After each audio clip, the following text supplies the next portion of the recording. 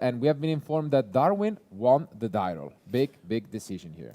Yeah, I think this die roll is going to be absolutely massive in the strategy. Being able to see Darwin's style of deck, you can see straight away that he's starting off with a Luba Jester, which does mean, even with the name below it saying branded, that this is going to be a branded Despia deck. Now, the one thing that is absolutely amazing when I did see Darwin's deck is the fact that there are no hand traps in Darwin's deck. That's it. Wow, Darwin stopped by just one effect. Veiler, quite unfortunate. As you're saying, he doesn't really have that much non-engine, so you would expect him to be able to push, but that's not the case. And the one-off part of Prosperity as well to follow it up. Yeah, so at this exact moment in time, obviously it's a bit unknown what Andrew is currently on, but I suppose these top 6, unless we're going to see 6 non-engine cards, is going to reveal exactly what the opponent is on. Yeah, and it is really a premium card because the Melodious deck has 6 absolutely powerhouse spells in first movement solo and Ostinato. Not quite the case, but still the deck is revealed. Yeah, I don't think we're going to be taking the Ash Blossom off of that one. Yeah. So going to be able to get one of the Pendulum Scales. Yep. And obviously on the one hand, you might be wondering, okay, my opponent passed. They might be holding some interruptions, but at the same time, it's branded and usually they don't really play many. So it's, it's an interesting spot. But here comes the first movement solo, one of the best cards by far in the deck. Yeah, the incredible, as you mentioned earlier, the incredible spell cards that the Melodious strategy have available to them are incredible, including something like Ostinato, which is obviously the ideal spell you like to start with. But first movement solo is not a bad alternative. Being able to get straight into Soprano, which is going to be able to set up some fusion plays later on, something that we weren't able to see in turn 1 from Brandon, unfortunately. But as you mentioned, Andrew is probably under the bit more of a cautious, depending on what type of hand traps his opponent might have, considering it did just go with an Aluba being interacted with. That's going to be the case. And now we see the refrain that was added from Pot of Prosperity. Drawing is really not much of an issue. And I mean, in general, what do you think of just Melodious as a deck in the current format? Yeah, I think Melodious really kind of surprised me that it dipped off as much as it did. I feel that a lot of dedicated players will still be able to pilot it correctly. And I feel that we're definitely in this open state of a format where we know Ryzel, we know Malice, we know Blue Eyes are going to feature, but these are probably the perfect opportunities for decks like Melodious to kind of come back into it. Indeed. And when we take a look at the 22% of Ryzel in the field, Detonator has to be the #1 concern. And Arya, the Melodious Diva, just works perfectly against it. So it is one of the main reasons why this deck lines up really well against Ryzel. Not going to be quite the case here, but I mean, for now, we see one of the key cards in the deck, Melodious Concerto. Pretty much only one of the few cards in the game that allows you to fusion summon from Pendulum Scales as well. And Andrew is going to make the most out of it, bringing down one of his key cards in the Baka. Yeah, being able to utilize Baka, but then on top of that as well, also being able to replay your Pendulum Scales just allows you to advance the game state so much more. The fact of the matter is that we still have Soprano on the board that hasn't even attempted to use the effect yet. We're still being able to kind of slowly edge away towards Darwin to see if there is any form of interaction coming from that hand. And as you slowly start to navigate through those possible periods where you could be stopped by specific hand traps, you're then starting to open up a little bit more and possibly even work to try and settle out the duel 1 right here, right now. Yeah, you can see Andrew really trying to figure out how to play this as safe as possible, if he even has an option to just push for game altogether. So the deck can push a lot of damage. I feel you do need to be very, very careful because, as you say, trying to navigate through the hand traps is one thing, but then also trying to make sure you're always trying to play a mind game to read what your opponent may have. So if they've already started off with one starter, and it looks like the first hand trap we're going to be seeing activated is the Bestial Magnamute. A premium one, again, one of the most popular cards in the main deck across all of our duelists in the 40+% range. So for a good reason. But it doesn't seem like Andrew is stopping anytime soon. Yeah, I feel that the Magnamut is definitely going to put a spanner in the works, but we saw that there's just not very much has been committed to Andrew's from Andrew's hand as of yet. So we're still able to kind of present a field presence and still be able to work around even without Sofina.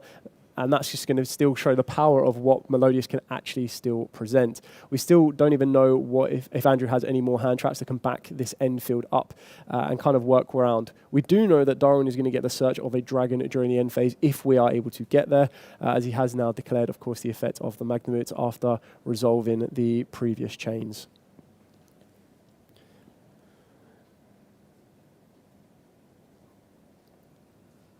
Obviously, when you look at a deck like Melodious, it's quite different from the top decks of the format, where you would typically see almost 15 one-offs in the extra deck. The boss monster, again, Baka, but usually you really try and end on Schuberta as well to provide some additional support. And let's just see what Andrew wants to go for. The area is set up, which is important. Yeah, and here comes Schuberta as expected. What a card. Yeah, I feel that the fusion monsters are for the Melodious strategy here are going to be very well placed, being able to utilize either banishing from the graveyard or, of course, piloting into the other fusion monsters. Being able to go into the flowering can also provide you with the ability to maintain your field presence, technically like a small SP Little Knight-esque effect, in order to remove your monsters from the board to be able to play around something like a Nibiru if you wish to. But then also being able to take away the graveyard with the Schuberta can be very, very important, especially when you're trying to utilize some of the branded fusion monsters in order to extend your plays.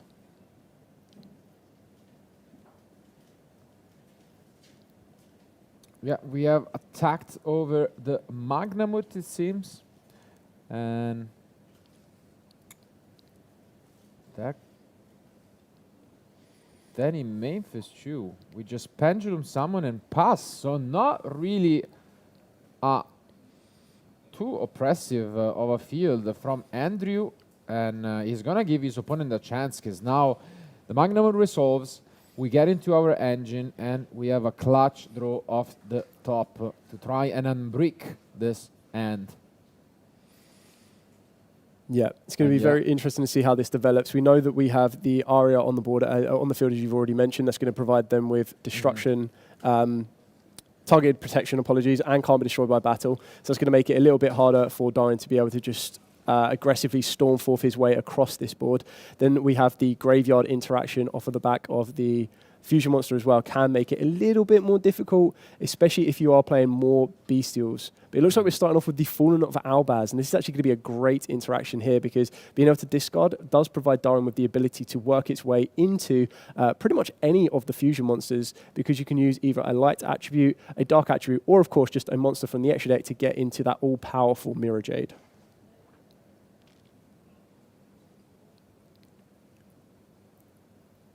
And yeah, seems like Schuberta was used, and now he's thinking about which one to go for, asking maybe clarification on his opponent on what they could do further. And we could just see the Mirror Jade alongside. Yes, there he comes. Boss monster of the deck still provides so much utility. Yeah, I think Mirror Jade is one of my favorite boss monsters to come out of a structure deck. Yeah. We all know how powerful the branded structure deck was in general, and it's also good to quite see the branded strategy being utilized now with only one branded fusion access to them. Just kind of the way they navigate around that lack can be very, very important. Yeah, now you can see Darwin not too familiar with his opponent's deck, just asking, doesn't want to. Oof, and this is another additional piece of interruption that is quite good here, the Cartesia. Yeah, so being able to add Cartesia to this board, to this field as well, is going to be very, very important. This is going to be allowing to set up another fusion summon, but also the fact of the matter is that Cartesia being a quick effect does allow it to play around certain forms of interaction if they are kind of activated a little bit prematurely. And another one of those cards that will receive for the first time in the trading card game an alternate version in Quarter Century Stampede. So if you're a fan of the branded deck, you're going to be happy about that set, I'll tell you that much. Yeah, and we've obviously been able to use Mira J's effect to clear off the aria, open up the door for the Albion in the graveyard, which we know will be able to fetch a branded spell during the end phase as well, which can be very, very important, whether you want to be going for something like branded in red to give you that activation during your opponent's turn, or of course branded fusion for a follow-up of the next turn as well. And yeah, we're gonna push even further, going for the Grand Guignol. We have an interesting target in our decks, which is that Ido, the Supreme Magical Force, a card that can shut down your opponent as when you give it to them, thanks to obviously going for the Albion Sanctifier. It pretty much says you cannot summon at all, so no matter the way. So. Yep, Gimmick Puppet Light. I suppose Ido is a little bit more easy to navigate rather than an entire turn lockdown. It also looks like we're going to be sending Titaniclad. I do love Titaniclad, one of the original Albaz fusion monsters. And now that we have, filtered through, we can send the Retribution or the Branded Fusion. And yeah, Branded Fusion, it is cycling a little bit more.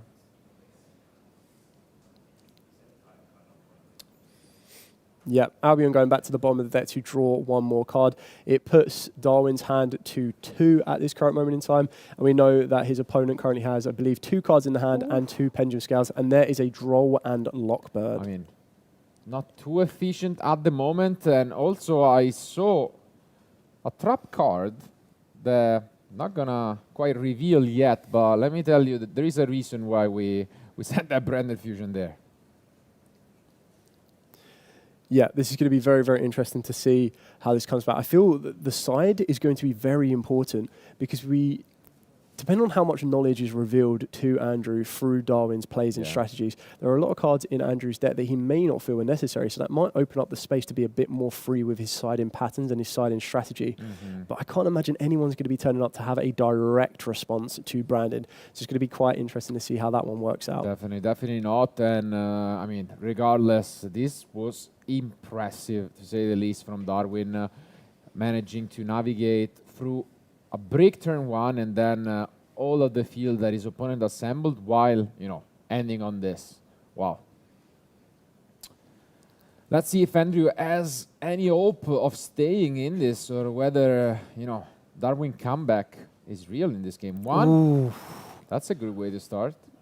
That is a very good way to start. Branded Fusion before Branded Fusion. Ostinato is there. Oh! Retribution. Retribution art drawn. Art set, rather, yeah. Now, the one big thing about this is I believe if there is a second Ostinato, that can still be activated. And here comes the trap I was referring to. We do have duplication, another way to access Branded Fusion. Although during our opponent's turn, it is just as good.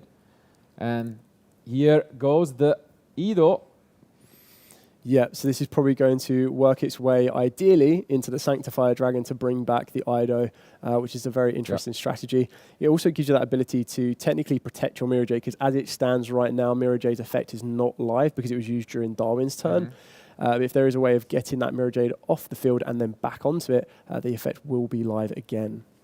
Yeah, this is very well execution by Darwin, making its best of all of these recurring effects, and then, as you have mentioned, going into Sanctifier.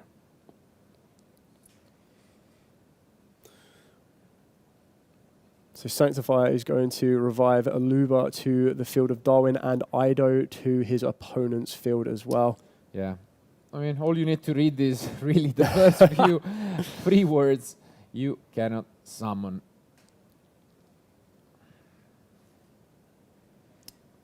What a field. And yeah, I think Andrew, unfortunately, unless he has some sort of way, has called it a day. And game 1 after a long time. Again, I would be absolutely amazed if Andrew does not decide to go first. You can't really afford for the Ido lock to be coming down. And it looks like that is exactly what's going to happen. You're praying to see a first movement solo or an Ostinato in that opening hand. Can it be massive to start presenting a field? Oh, again.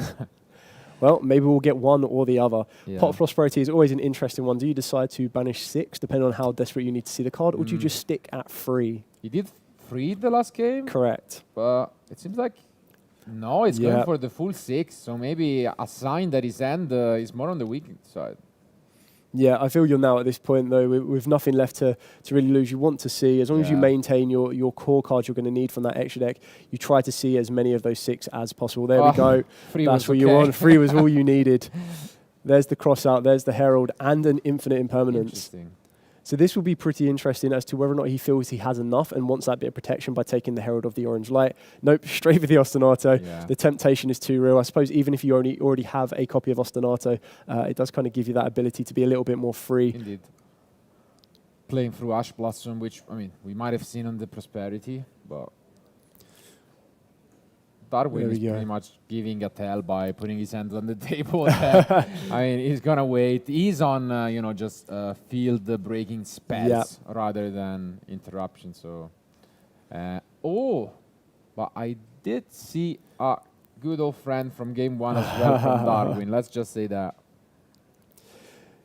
Yeah, I suppose this is quite freeing to be fair as an opponent of someone like Darwin. It's quite nice to be able to feel free and not need to worry about having to present a field. You can just go off and not need to hand trap check every now and then. But then on the flip side of that, you do need to keep it in the back of your mind that there could be some very powerful field breakers, as you've mentioned. And then what type of field breakers that the branded strategy could possibly be playing might allow you to adapt and dictate your play style. Regardless, starting off with Ostinato is probably one of the most ideal starters, if not the best starter for the Melodious strategy. So working its way around, trying to be able to navigate. I feel that we might be in a position for Andrew where he feels comfortable enough to continue to build his field as however he sees fit, trying to ideally end on the strongest end field from the Melodious plays as well. Yeah, for now, the Soprano is resolved, and so he has both Fire Refrain in hand and on the field. And gonna set up both scales thanks to the couplet. Yeah, able to fusion summon once more with the Concerto using the scales as well. I mean, it's somewhat similar to what we were seeing in game 1, but it is slightly better on his side, so it's looking promising. Yeah, this is all without a normal summon as well. So there's still, it's always very important when you can hold back certain restricted facilities of the deck. So if you're able to save your normal summon for later on in the turn, that's quite a big factor that your opponent is always going to need to count on. Have they used their normal summon? Have they used their pendulum summon? Have they used an Ostinato? And it's trying to tick these boxes off to make sure that if you do have an interaction, when you drop that interaction, you want it to be as impactful as possible. You want to ideally have it stop the turn. So if you already have that in the back of your mind that a normal summon has not been conducted, you need to try to figure out what else that normal summon could present.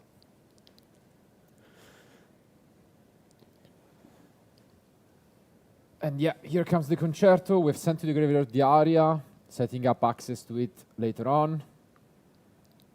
And yeah, for now, Darwin not really interested in interacting. Yeah, I think Darwin is well and truly in the zone from what we can see here. He knows what's going on. He probably already has his plays mapped out. He's just trying to... Any of the new cards that he didn't see in turn one, he will probably show a bit more interest in, which is exactly what we're seeing here with the flowering. Switching things around as in the previous game. Yeah, the flowering kind of gives a very nice ability to be able to return cards from the field to the hand, up to the number of Melodious that you currently have on your field. So this could be very, very important to not only try and set up targeted and destruction or battle protection so that they can't just be run over, but also being able to set up. And it looks like Darwin has also opened up the Magnumut again. Yes, there it is. I did mention good old friend was waiting there. It was quite impactful in the previous game. Let's see if it will be again. Yeah, this is, as you mentioned earlier, how powerful the aria protection or how fretful it kind of sees from an opponent, because sometimes you might want to save it for one of the maestros to deal with that so that they don't constantly keep getting recursion or a soprano. But then being able to hit an aria that is providing that level of protection can still be as threatening to be used up on something like a Magnumut. Ooh, and there comes the side deck. Ooh. That's big. That is a very interesting hand from Darwin. Yeah, I mean, Allure plus the Tri Brigade was premium, but yeah, it's an interesting choice. I guess Allure also just makes sense instead. We can imagine that in the end phase off of the Magnamooch, you're going to be searching out a dragon. So getting rid of the Allure, as you called it, is very, very good. It just nets so much advantage. Just being able to activate that with the Macoria as well. Yeah, you don't leave much in the end. Obviously, they do have Cold Body Grave as a protection if they top deck something good, but it's looking quite promising. And yeah, I think we just pass. So we're gonna have a search, few options available, Lubellion or other bestials. Yeah, and here comes Albion. Yeah, so as you mentioned, they're currently sitting on a Call by the Grave, branded in red, Macoria, and of course Albion, which will all be public knowledge to Andrew right now. And then it's just that one top deck card that will be unknown that could change it. Oof, okay. Not quite what he was looking for, because the issue here is that the Albion can provide and turn the branded in red live by sending Albas. But then the Schuberta keeps in check the red, essentially. You can, and that's exactly what he's asking, I think. Because it can just banish cards from the graveyard. So if you just wait for them to activate the red, you can deny it. And yeah.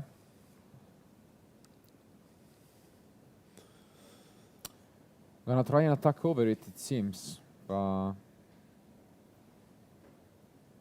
Is that really gonna cut it? 24. 24, I think, right? Correct, yeah. Schuberta is 24. But it can boost itself. Let me check. Yes, it's only if it banishes from the graveyard, it gains 200 attack for each. So it can make itself stronger, but it's doing exactly what Darwin kind of wants, which means there's no... even though Schuberta will stay on the field, it still kind of presents... Yeah. I mean, it does use up Darwin's battle phase, but it still means that the Albion is semi-protected from being banished from that graveyard. And yeah, this is exactly what's going on.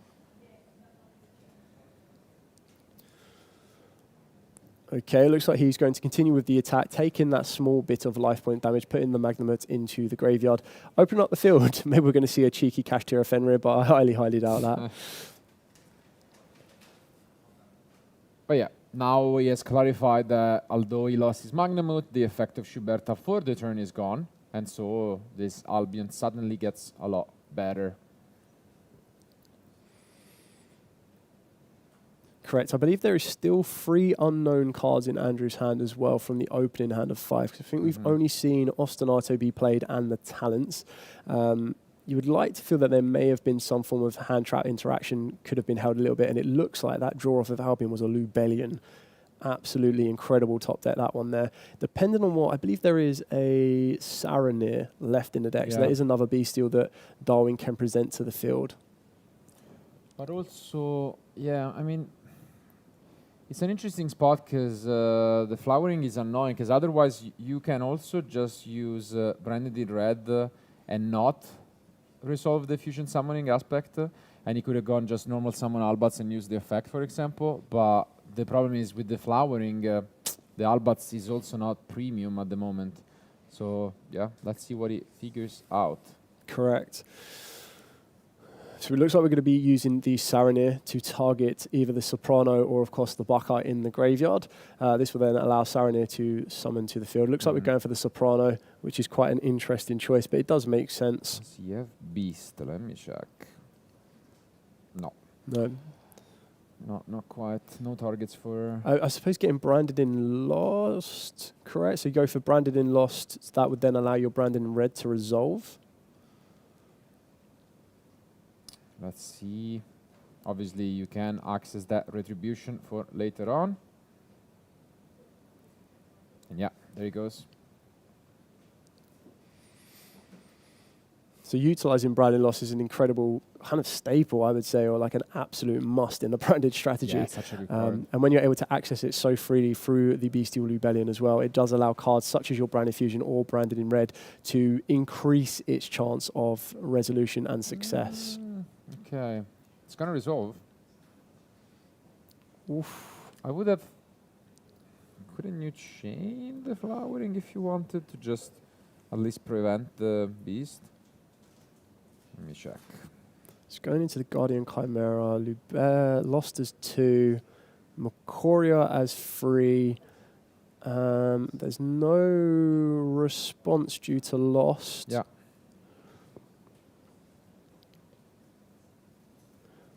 It's going to be a draw 1 as well. Yeah, I guess he did have the option, but probably didn't feel like that would have been the case. But this is going to be so good. Yeah, that could have been a very, very interesting play, because not only would you have removed the 2 from your field, obviously the battle phase has already been used, so those 2 monsters would technically be safe from the Guardian Chimera. It then means that it would then mean that the scales will then be sacrificed. Yeah. And essentially they couldn't go for Chimera regardless, because then they wouldn't have a monster on the field. So you also limit kind of their options. But I mean, it wasn't amazing, but it was probably worth considering. Yeah, it still presents some advantage to Darwin now on this one, as he's got ideally the strongest monster on the field alongside the Branded Lost. The Mokoria being banished was quite helpful in order to kind of grab one from there. And we go over the Schuberta rather than the Flowering, which is interesting, but I mean, we still have so much going for us. Here comes Quem, as we have not normal summon for the turn yet. Yeah, keep in mind there's Retribution still in the graveyard, so if he's able to get exactly that, Branded Fusion to the grave, we know exactly what's going to be happening here. Oh. Yeah, just asking if there is any secret effect that could be annoying. Yes, here it comes, Feather Duster clearing those scales. Retribution to bring back that Branded Fusion. I feel this could be an entire field clear. Branded Fusion works its way into Mirror Jade. Oh, no, and the Ash and the call yeah, buy. we knew about it. We knew about the call buy. Brief hope, but instantly crushed. And yeah, this, I mean, we've mentioned it. His hand was quite shaky. Yeah. But if he were to top deck something good, he had all the protection to, make it work. And I mean, to be fair, he had a lot of possible outs. He just got any card to play with. And yeah, Darwin is making the most out of this. Yeah, he definitely navigated this very, very well, because being able to start off with the Lubellion, so we got the draw off of the back of the Albion, working its way into the Lubellion. It's kind of checking these certain points for if there is any type of interaction from his opponent, to work his way to be able to get direct access from the Branded Fusion. Who needs free Branded Fusion when you can send it to the graveyard and just add it back to the hand anyway? Yeah. And then being able to feel that comfortable to know he's got that call by the grave to protect it from the Ash Blossom if his opponent did hold it as long as they did. Yeah, kind of gives you a little bit more security. And working its way into Lubellion, of course, going into that incredible boss monster in the form of the Mirror Jade. Yeah, the ad libitum also are drawn makes it even tougher, giving him additional layers of interruption for next turn.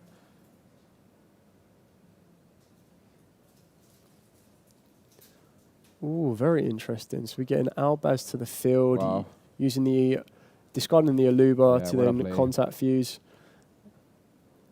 This goes into the Albion. Yeah, complete board clear, complete field clear, and then also having the ability of, if you were to get rid of the Albion, of course, you'll have a bit more of a follow-up that way.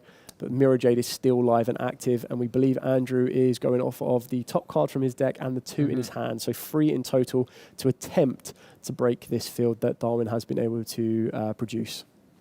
Very nicely executed here by Darwin.